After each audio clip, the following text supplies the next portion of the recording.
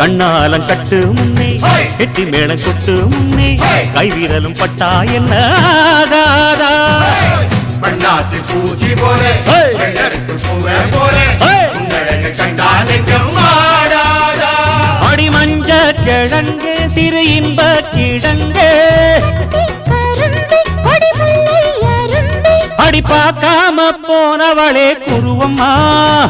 ஒரு பெண்ணென வந்தது பொண்ணுல பண்ணிய உருவமா